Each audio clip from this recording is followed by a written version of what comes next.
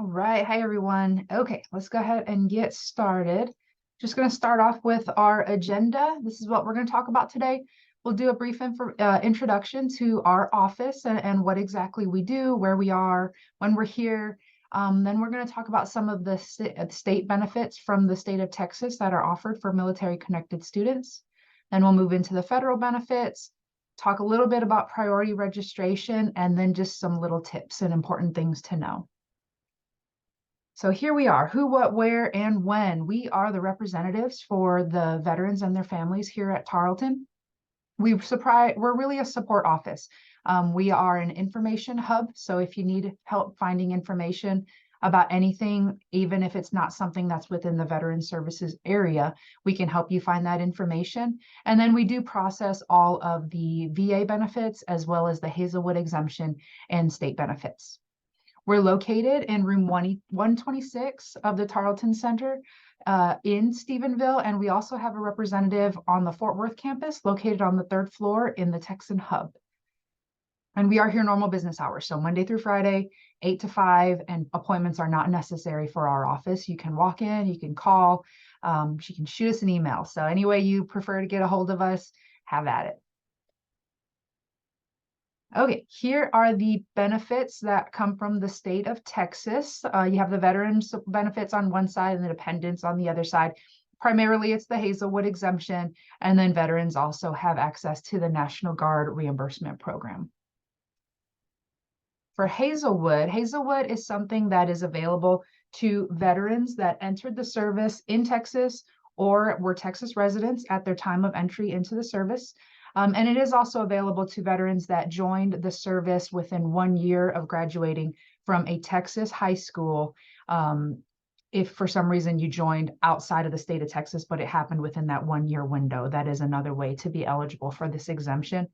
You do have to have served at least 6 months on active duty. That does not include any of your training time. And you have to have an honorable or a general discharge to qualify for this benefit. This benefit is 150 hours of exemption of your tuition and fee costs. It does not provide any direct payments to you, and it also does not provide any support for dorms, meal plans, or books.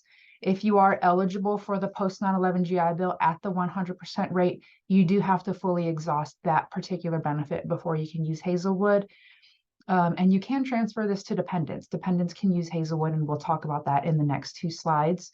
It is important that you maintain good, satisfactory academic progress related to financial aid. That means you have to maintain a 2.0 or better. Again, this is not a monetary payment. This is strictly an exemption of tuition and fees, and it can be combined with the various VA education benefits.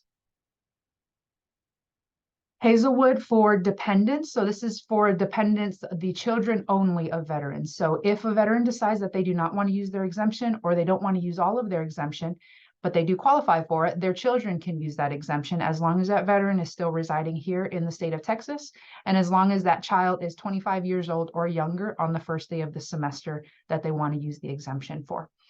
All the same things apply that we talked about in the previous slide. You can't use it if you have 100% of the post 9/11 GI Bill. You can use it with all of the other VA benefits. It's an exemption of tuition and fees, and students do have to meet that satisfactory academic progress standards. Now, this is a wider area for the Hazelwood exemption. This is Hazelwood for dependents of disabled veterans. And when they say dependents of disabled veterans, this means children and spouses. And the key to this is that disability needs to be a 100% permanent and total disability rating, service-connected from the Department of Veterans Affairs, or you have to be totally disabled. You have to be totally unemployable, even if your percentage is less than 100%. That's a tricky one to say, but yeah, there are several individuals that can fall into that category for Hazelwood. So, and then you do have to be classified as a Texas resident by the school. So this is also available to the children and spouses of veterans that were reported missing in action or were killed in action. All the same rules apply as the previous two slides. You can use it with those other VA benefits. It is an exemption. You do have to meet those SAP standards, and you can't use it if you have 100% of the post 9/11 GI Bill. Hazelwood's a pretty quick process to start using it. You just have to complete the application, and you can find that application on our website. You can email it to us, you can fax it to us, you can hand deliver it to us, you can snail mail, put it in the mailbox and send it to us. It's really whatever is most convenient for you to get that application to us. And then we do also need the supporting documents that will accompany that application. Primarily, those supporting documents are going to be the Veterans DD 214, birth certificate if this is a child using the benefit, marriage certificate if this is a spouse using the benefit, and a VA disability rating letter if this is being used under that 100% permanent and total disability rating for the veteran. We will confirm receipt of your application and place it into the processing line. We do accept applications 1 semester in advance. So if, for example, right now it is too early to send us applications for next fall, but you can send us applications for the upcoming spring semester. And you'll be notified immediately if there are any issues with your application after the documents are reviewed by our Hazelwood manager. And this is a lesser used benefit. This is the state tuition and fee reimbursement that is available to National Guard students, Texas National Guard. This is available to Army, Air, and State Guard, covers up to 12 hours of tuition and fees per semester or $4,500 per fiscal year. And then it is reimbursement paid to the school after you complete your semester. So you would essentially pay up front, do your whole semester, pass all your classes, prove to the National Guard that you passed all your classes by sending them your transcript, and then they will send a reimbursement to the school, and the school would be able to refund you some of your money that you paid to us. There is a website here that you can go to get more information about this particular program. Okay, moving on to the federal benefits. So for the federal benefits, we have the veterans ones on one side. Most of those are various GI Bills, and then you have the dependent benefits on the other side there. And we are talking about each one of these, starting with Chapter 1606. This is the Montgomery GI Bill for reservists and National Guardsmen. This pays a monthly stipend directly to the student. There are no payments for this benefit that are made to the school. And that monthly stipend is based on your rate of pursuit. So what the VA's rate of pursuit is whether you're a full-time student or a part-time student. This currently pays out $466 a month directly to you, the student, and it could potentially be a little bit higher if you have a kicker on your enlistment contract. And we can talk more about kickers if you have a specific question about it. This is the Chapter 30. This is the Montgomery GI Bill for active duty service members. This is available to members that paid into it. You would have paid $100 a month for 12 months, for the first 12 months of your time in the military. You have to have served continuously for at least 3 years and left the service within the last 10 years. This also pays a monthly stipend directly to the student. This is not an exchange of money to the school, so nothing comes to the school for this particular benefit. It is based on your rate of pursuit, and it pays currently $2,210 per month. Next is the Chapter 31. This is vocational readiness and employment, previously known, oh no, not vocational, actually. This is veterans readiness and employment, previously known as vocational rehabilitation and employment. So still VRNE, they just mean different things, but it's still the exact same benefit as it was before they changed the name of it.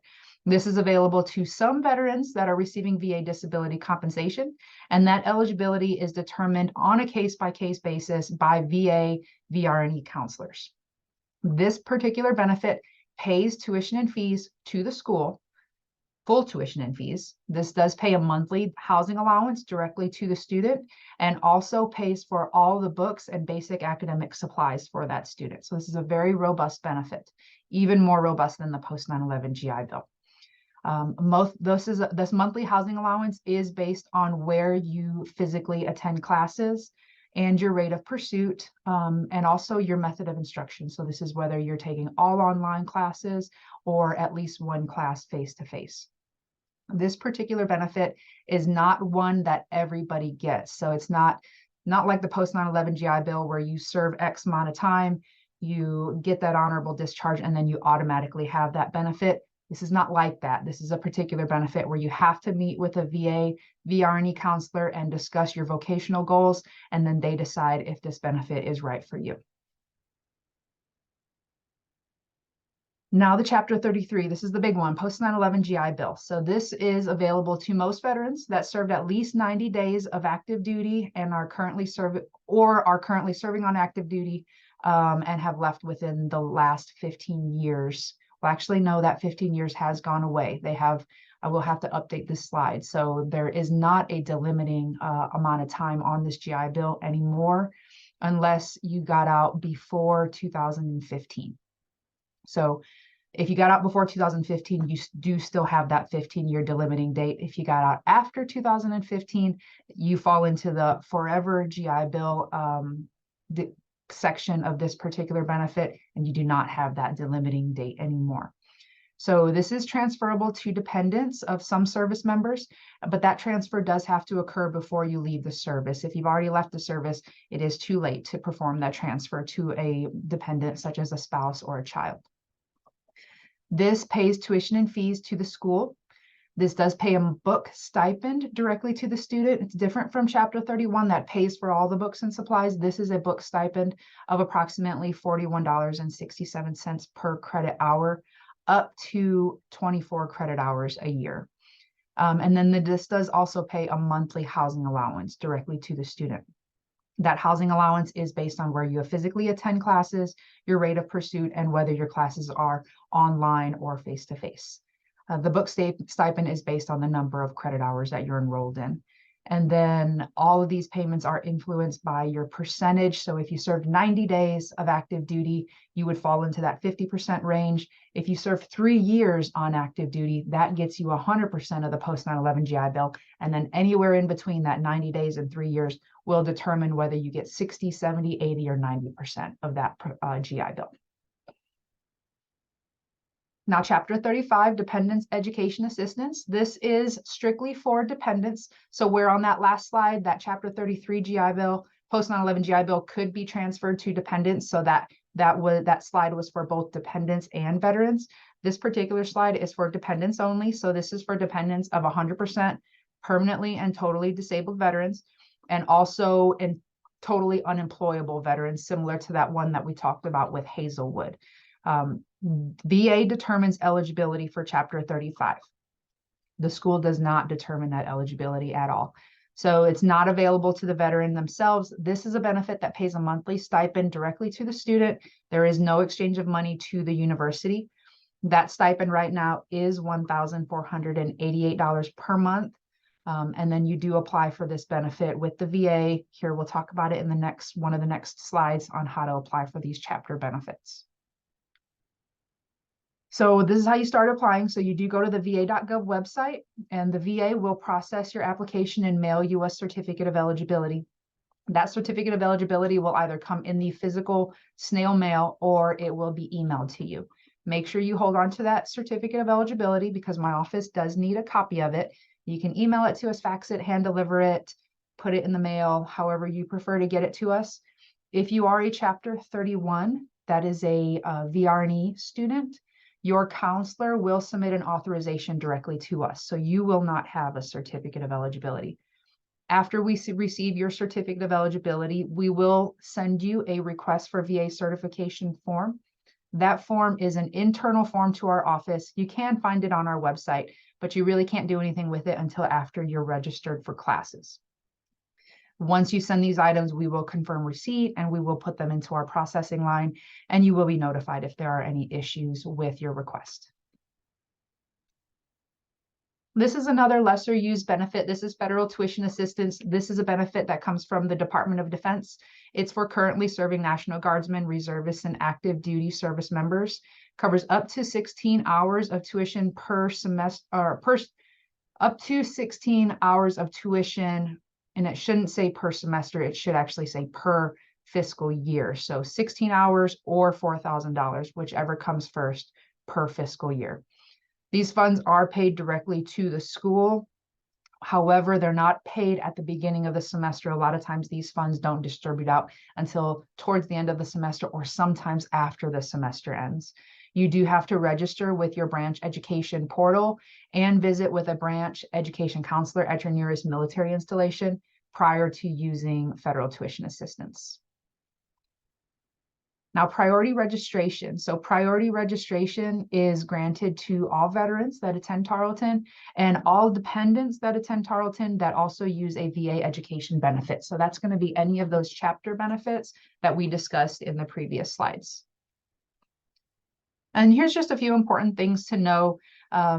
Hazelwood is a state benefit and VA benefits are all those chapter benefits. They are very distinct from each other. However, it is common to accidentally think one and the other are the same. So if you're using a VA benefits, that's coming from the federal government. If you're using Hazelwood, that's coming from the state of Texas, and they are very different in how they work for you, the student. The priority registration does not include Hazelwood dependents. So the dependents that get priority registration here at Tarleton are dependents that use the chapter benefits. And the reason for that is because those chapter benefits do require you to get into classes that specifically fit your degree plan. Otherwise, you can't use that benefit. Now, Hazelwood right now does not have that rule. So Hazelwood dependents don't have that priority. VA benefits and Hazelwood benefits both require forms to be turned into our office every semester. So the first semester for Hazelwood, you fill out the application, you provide all those supporting documents. Once you do that, we don't need those items ever again. However, there is a single page continuation form that you will submit to us every semester for Hazelwood.